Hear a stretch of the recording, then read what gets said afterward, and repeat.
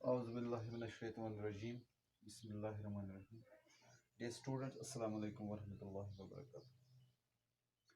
आज हम पढ़ने जा रहे हैं क्लास 10th जियोग्राफी का टॉपिक जो आज हमने चूज़ किया, that is non food crops. आपको याद होगा जो हमारा कल का लेक्चर था, they were food crops other than grains. उसमें हमने पांच जो उसके थे वो हमने डिस्कस किए थे, पांच क्रॉप्स। आज हम नॉन फूड क्रॉप्स, अब फूड क्रॉप्स ये हैं क्रॉप्स है लेकिन नॉन फूड जो हम खाते नहीं है, तो आज हम वो डिस्कस करेंगे। क्योंकि मैंने आपको कल ही बोला था, इसके बारे में थोड़ा सा बोला था मैं, नॉन फूड क्रॉप मैंने आपको बोला था कल ही। तो आज जो इसमें है, इसमें तीन नॉन फूड क्रॉप्स हैं, रबर, कॉटन एंड जूट। आज हम तीनों इसमें डिस्कस करेंगे। तो पहले हम रबर की बात करेंगे। रबर क्या है, कहाँ पे बनता है, क्या रिक्वायरमेंट्स है, क्योंकि आपने बहुत सारी चीज़ें रबर की बनी हुई देखी है। तो that means the rubber is grown in the soil.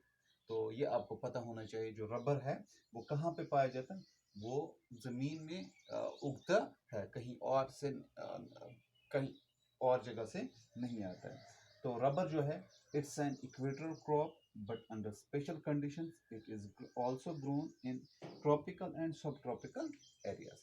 जो रबर है, इट्स एन इक्वेटर क्रॉप। मैंने आपको बताया था, इक्वेटर क्रॉप उस क्रॉप को बोलते हैं जो कहाँ पे पाया जाता है, नियर द इक्वेटर। क्योंकि आपको मैंने बोला है कि ट्रॉपिक ऑफ कैंसर इंडिया को डिवाइड करता है, और ये इक्वेटर भी इंडिया को डिवाइड करता है। तो इक्वेटर के नज़दीक जितने भी एरियाज हैं वहाँ पे ये इसको इक्वेटर क्रॉप कहते हैं, उन एरियाज में ये पाया जाता है। लेकिन स्पेशल कंडीशंस, जो रिक्वायरमेंट्स इसकी होती है, वो अगर मिल जाए तो ट्रॉपिकल एंड सब ट्रॉपिकल एरियाज में भी इसकी काश्तकारी की जाती है, और की जाती है, आजकल की जाती है। तो अब आपको क्लियर हुआ कि क्रॉप कौन सा इक्वेटर क्रॉप है। इट ग्रोज वेल इन कहाँ पे, near the equator, the areas which are near the equator, in these areas rubber crop is grown well. What it requires moist and humid climate. Moist and humid climate, जमीन में नमी होनी चाहिए, गर्मी होनी चाहिए, उसके साथ साथ इसको होना चाहिए, it requires rainfall more than 200 centimeter. That means those areas which are उन एरियाज में जहाँ पे हाई टेम्परेचर और हाई रेनफॉल हो, दोनों चीजें वो उन एरियाज में हो, और टेम्परेचर 25 डिग्री। तो दैट मीन्स ये उन एरियाज में ग्रो होता है, उस एरिया में ग्रो होता है जहाँ पे रेनफॉल भी हाई हो, टेम्परेचर भी हाई हो, ह्यूमिड एंड मॉइस्ट, ये दोनों चीजें। ये किस मॉइस्ट कहाँ से आएगा, जब पानी होगा। तो पानी कहाँ से आएगा, जब बारिश होगी। That means the rainfall is high rainfall and high temperature. Those areas which have high temperature and high rainfall, तो उन एरियाज में ये अच्छे से ग्रो करता है।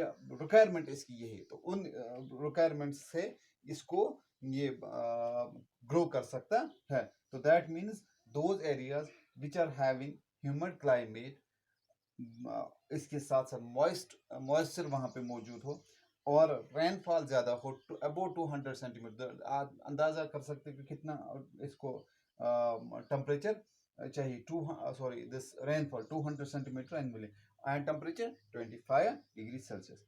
और इसमें क्या है, it's important industrial raw material. Industrial raw material, जो इंडस्ट्रियल रबर इंडस्ट्रीज जो होती हैं, उनका जो रॉ मटेरियल होता है, तो rubber is the most important raw material, क्योंकि इसके बहुत सारे प्रोडक्ट्स हैं रबर के। आप बहुत सारी चीज़ें देखते हैं आजकल मार्केट में, ज़्यादातर जो शूज़ आते हैं, शूज़ जो हम देखते हैं, तो उसमें बहुत सारा रबर होता है। रबर के लिए रबर हमें शूज़, चाहे स्लीपर्स हो, शूज़ हो, तो वहाँ पे रबर बहुत काम आता है। इसके अलावा आपने देखे जो होते हैं कॉर्नेशन बॉटल, जिनमें पानी हम गर्म करते हैं, ये रबर की होती हैं। कुछ और चीज़ें भी होती हैं रबर की। तो इसीलिए रबर जो है, ये रॉ मटेरियल कहाँ पे, रबर इंडस्ट्रीज के लिए। तो कहाँ पे ग्रो होता है, grown in Kerala, Tamil Nadu, Karnataka, Andaman Nicobar islands. तो अब कहाँ पे आपने देखा, ये उन एरियाज में पाया जाता है, कहाँ पे, केरला तमिलनाडु, कर्नाटका, अंडमान एंड निकोबार आइलैंड्स। तो इन जगहों पे अच्छे से ग्रो करता है। अब आपको क्लियर हुआ कि रबर क्या है, ट्रॉपिकल क्रॉप है, सॉरी इक्वेटोरियल क्रॉप है। अच्छे से अगर इसको फैसिलिटीज मिल जाए तो यहाँ पे ट्रॉपिकल एंड सब ट्रॉपिकल एरियाज में भी ग्रो कर सकता है। इसमें इसको क्या चाहिए, इसको रिक्वायरमेंट क्या है, ह्यूमिड मॉइस्ट टेम्परेचर इसको चाहिए। और इसके साथ साथ इसको क्या चाहिए, रेनफॉल इसको about to more than 200 centimetre को चाहिए। इसके साथ इसको टेम्परेचर 25 डिग्री सेल्सियस चाहिए। तो मैंने आपको बोला ये इंपॉर्टेंट क्रॉप रॉ मटेरियल है किन के लिए, रबर इंडस्ट्रीज के लिए। मैंने प्रोडक्ट्स भी बताई क्या क्या निकलता है इसमें और कहाँ किन किन एरियाज में ग्रो होता है। केरला है, तमिलनाडु है, कर्नाटका, अंडमान निकोबार आइलैंड्स। अब दूसरा है fibre crops. Fibre crops is a combination of 4 crops. Fibre crop वो क्रॉप्स जिससे कपड़े बनाते हैं या कोई चीज बनती है जो हम इस्तेमाल में लाते हैं, ये आप ऐसे याद रख सकते हैं। तो cotton, jute, hemp and national silk are 4 crops grown in India. तो ये 4 क्रॉप्स जो है इनको हम बोलते हैं फाइबर क्रॉप्स। कॉटन है, जूट है, hemp and national silk are 4 major crops grown in India, जो मैंने आपको बोला। तो अब इसमें क्या है, इसमें अब एक क्रॉप है, first 3 crops are delivered from the crops grown in the soil. Cotton, jute, hemp ये जो क्रॉप्स है ये कहाँ से निकलते हैं, it is grown in the soil. तो अब सिल्क कहाँ से आता है, दैट मीन्स कि सिल्क जो है ये भी मैन मेड नहीं है, ये भी नेचुरल तरीके से इसका मैकेनिज्म भी नेचुरल ही है, लेकिन जमीन के बाहर कहाँ से उगता है तो हम वो देखेंगे। The fourth one is obtained from the cocoons of the silk worms fade on green leaves specially of mulberry tree. तो अब आप देखते हैं जो फोर्थ वन है कौन, फोर्थ वन कौन हमारा सिल्क, वो कैसे बनता है, obtain from cocoons of silk worm. जो सिल्क वर्म्स होते हैं वो उनको घर में पालते हैं और उनके लिए क्या होता है, उनका की जो फीडिंग होती है that is leaves of mulberry trees, specially mulberry trees के लीव्स उनको दिए जाते हैं। वो खाते हैं सिल्क वर्म्स, फिर उनको cocoons बनते हैं और cocoons को प्रोसेस करके सिल्क बनाया जाता है। तो अब इस प्रोसेस को सिल्क वर्म्स को लाना, उनको घर में रखना, तो इसको हम क्या कहते हैं, इसको हम rearing of silkworms for the production of silk fiber, rearing of silkworms for the production of silk fiber is known as sericulture। इस rearing को क्या बोलते हैं, हम सेरिकल्चर बोलते हैं। इवन की सेरिकल्चर आजकल डिपार्टमेंट भी है, तो जो इनका ख्याल रखते हैं, किनका ख्याल रखते हैं, दिस सिल्क वर्म्स का और इसके साथ मलबरी ट्रीज का। तो अब आपने देखा कि फाइबर क्रॉप्स में कितने क्रॉप्स है, 4 क्रॉप्स है। 3 क्रॉप्स आपको मैंने बताया वो जमीन में निकलते हैं और एक क्रॉप जो है वो कहाँ पे निकलता है, it's natural fiber, it is a natural I can say fiber which is obtained from cocoons of the silk worms। अब जो है हमारे पास है कॉटन। तो कॉटन क्या है, कॉटन है India is believed to be the original home of cotton plants. तो बिलीव किया जाता है कि इंडिया ही है जहां से कॉटन बना है, बिल्कुल original home of cotton plants. तो कॉटन प्लांट्स कहां से, ओरिजिन कहां है कॉटन प्लांट का, that is from India. One of the raw material for cotton textile industry. तो मेन जो मटेरियल है, रॉ मटेरियल है किसके लिए, कॉटन टेक्सटाइल इंडस्ट्रीज के लिए, जहां पे हमें कपड़े मिलते हैं तो उसके लिए कौन सा है, कॉटन उसके लिए रॉ मटेरियल है।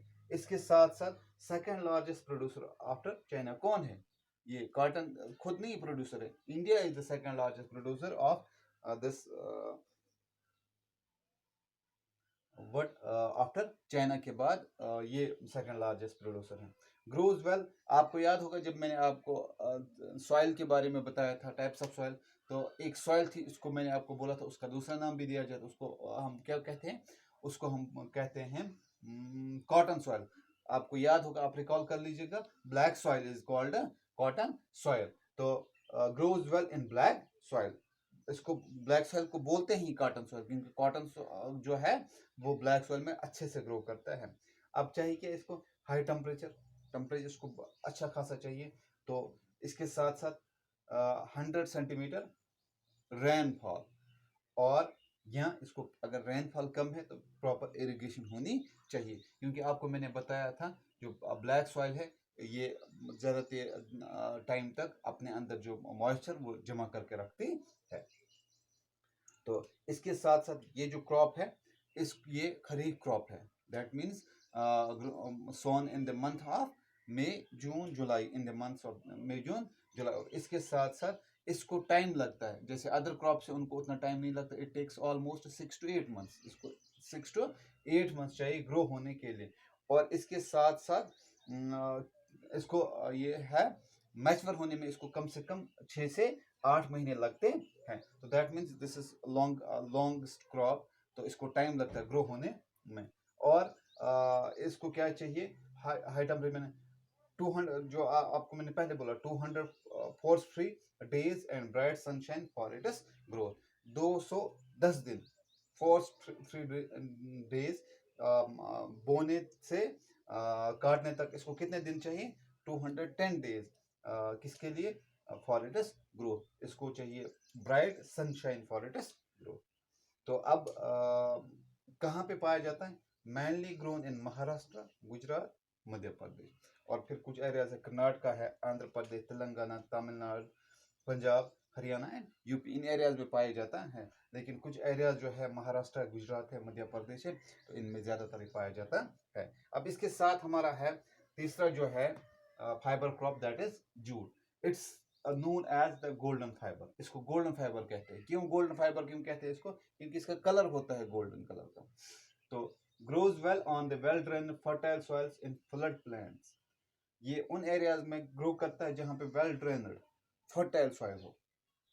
और फ्लड प्लेन्स, ये फ्लड प्लेन्स कौन से एरियाज है, जहां पे जो सॉइल जो आई होती है, soil is soil are renewed every year, कैसे, with the help of floods. Flood आ गया, उसने अपने साथ नई सॉइल लाई, तो वहां पे उन एरियाज में ज्यादा ग्रो करता है। तो दैट मीन्स तभी ये फ्लड प्लेन्स, जब जिन एरियाज में फ्लड आता है वहां पे हर साल नई नई मिट्टी आती है, और उस नई मिट्टी में ये अच्छे से ग्रो करता है, और उसमें इसकी जो काश्त करे वो ज्यादा होती है।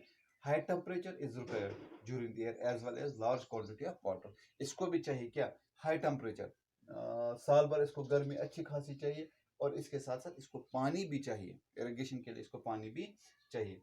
तो कहाँ पे ग्रो होता है, ग्रोज इन वेस्ट बंगाल, बिहार, असम, तो ये जगह हैं जहाँ पे ये ग्रो होता है। प्रोडक्ट्स क्या क्या है, गनी बैग्स है, मैट्स है, रोप्स है, कॉर्पेट्स एक्स्ट्रा। तो इससे हमें बड़े बड़े बैग्स, गनी बैग्स, बड़े बैग्स होते हैं, मैट्स आपके घर में देखे होंगे आपने, रोप्स आपने रस्सियाँ देखी होंगी, कारपेट्स पे आपने देखे होंगे, जो हमारे घर में कारपेट्स है, that is made of jute. लेकिन आजकल के ज़माने में क्या हुआ, तो आज जो सिंथेटिक फाइबर आ गए हैं, सिंथेटिक फाइबर जो नेचुरल नहीं है, जो आर्टिफिशियल है, मैन मेड है, वो इसको पीछे छोड़ रहे हैं। रीज़न क्या है, क्योंकि जूट जो है इसकी रेट ज़्यादा है, इसकी रेट मार्केट में अगर हम देखेंगे, जूट बैग हम देखेंगे, वो कम से कम आपको छोटा सा बैग आप देखेंगे 200-250 रुपये में मिलेगा। उसके बाद उसके बजाय हम अगर सिंथेटिक बैग देखेंगे, पॉलीथीन का, नायलॉन का, वो आपको ज़्यादा से ज़्यादा 10 से 20 रुपये में मिलेगा। तो लोग आजकल प्रेफर करते हैं कौन सा बैग, कौन सी चीज़ें जो सिंथेटिक फाइबर की होती, तो इसी वजह से जूट का जो मार्केट है वो दिन ब दिन कम होता जा रहा है। आई होप कि आपको ये क्लियर हुआ होगा नॉन फूड क्रॉप्स। इसमें रबर हमने डिस्कस किया, कॉटन किया डिस्कस, जूट हमने डिस्कस किया।